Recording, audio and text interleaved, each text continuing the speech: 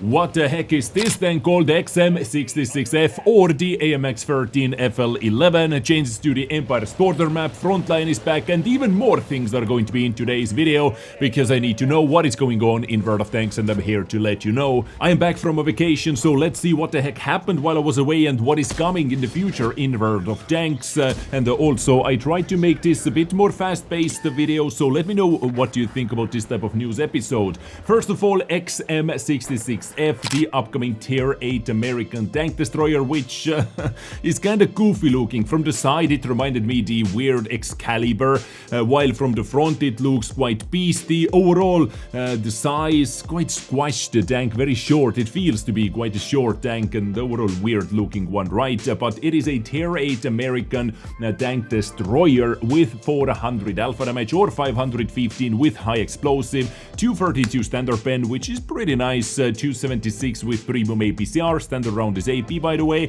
and 60 with high explosive, and also quite the standard shell velocity numbers for this gun. It has a 10-second reload, so a single shotgun, nothing goofy over here, no autoloader, no auto reloader, just flat out single shotgun, 10-second reload with a 2.3 second aiming time, 0.38 dispersion, minus 10 degrees of gun depression, nice. It has a 60 degrees gun traverse limit, so that means you can turn your gun 30 degrees to the left and 30 degrees to the right, and also it can carry 40 shells. So overall firepower, what is good is the gun depression, of course. 400 alpha damage is nice, penetration values are also good and decent, accuracy definitely not the best over here, 0.38, so it seems to be from close to medium range tank. Sniping with this is not advised, simply by looking at the paper stats at least. But the DPM, the flat out DPM is 2400, because 6 rounds per minute, 6 times 400 is 2400, but I would say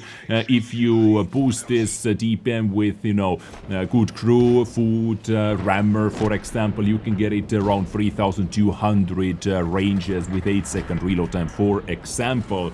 So not bad, brawling right. Now talking about mobility, 35 top speed, 12 moving backwards, definitely not the best, quite bad reverse speed and top speed as well on the slower side. 750 horsepower engine, 13.6 power to weight ratio, hull traverse speed 26 degrees per second, gun traverse speed 16 degrees per second. Overall mobility, for a tank destroyer, average, but in nowadays meta, under average I would say. Survivability, 1300 hit points, 95 95 hull armor, 50 on the sides, 14 the rear, so hull is kinda weak, but turret seems to be very slopey. 230 turret frontal armor, 120 on the sides and 14 the rear. Also 380 meters view range, so it can definitely play in hull down positions. It doesn't seem to have too many commander hatches sticking up as well or sticking out as well. Now it depends how strong the face plates are, how survivable those are, and where exactly that 230 armor is. But looking at all the details we have right now, yeah, this is going to be a hull down brawler in close to medium range for sure. Where it ends up being, nobody knows yet. Maybe some kind of event vehicle, maybe just flat out sale, because I don't see them putting it into the deck tree. This most likely is going to be up for sale.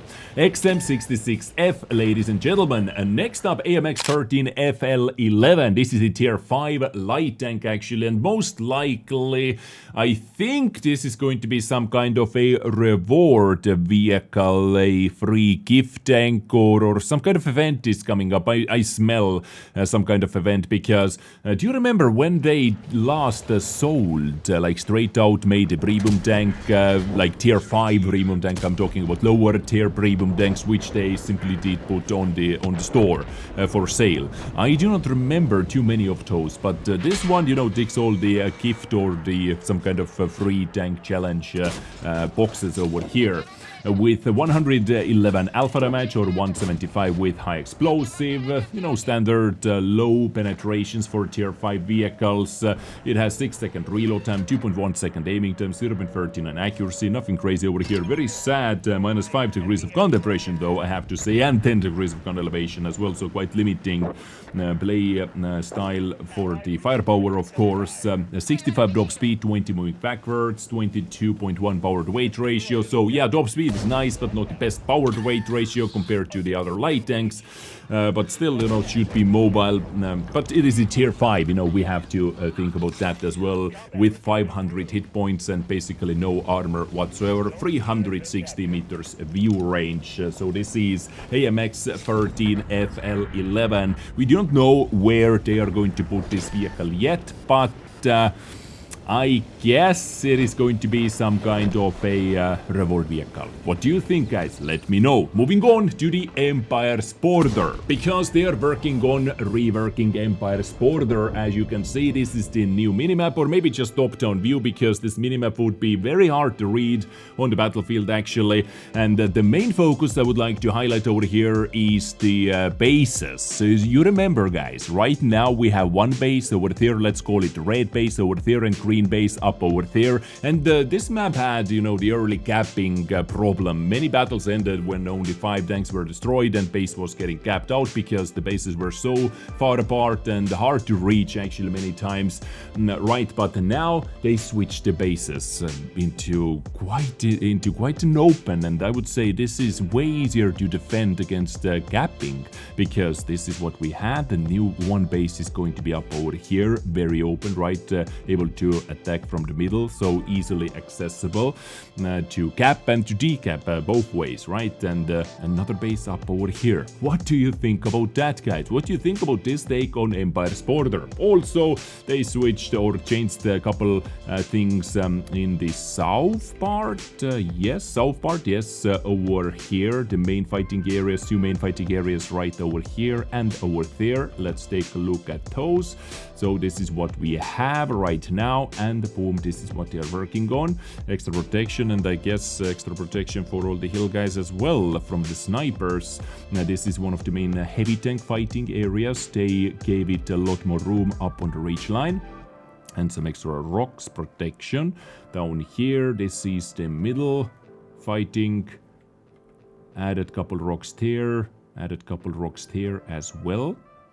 And from another side, from another view, from another angle. What do you think about this? Empire's border changes, mainly talking about the caps. Would you prefer that to the current one or not? And also in the news, top of the 3 T57 heavy tank and AMX 54 HP, which very nicely lines up with the Battle Pass Season 11, which, are featured over there with the special 3D styles. So if you want to get those vehicles, top of the 3 is the cheapest way to do that. Those are discounted. Those tanks get some extra bonuses as well. I absolutely love the 57 heavy, one of the better auto-loading heavy tanks in my opinion. It has fast reload time for the magazine, it has fast intro clip reload, so fast dishing out all that damage. Yes, the gun handling can be derpy, but overall it is quite a solid package for auto-loading heavy tank in my opinion. While AMX 54 HP can be absolute beast on the battlefield, but overall I would say it is very situational. You can one clip full HP medium tanks or some heavy tanks even, and tank destroyers, yes, you can do that. Not the best, but not the worst either, I would say. So situational, right, let's put it that way. Also, we have Frontline, which is back for 7 days with a brand new Fata Morgana map, which looks absolutely stunning, by the way. I have to give props to the design team, because this design team killed it. In many places I was like, whoa, how long did it take to make this happen?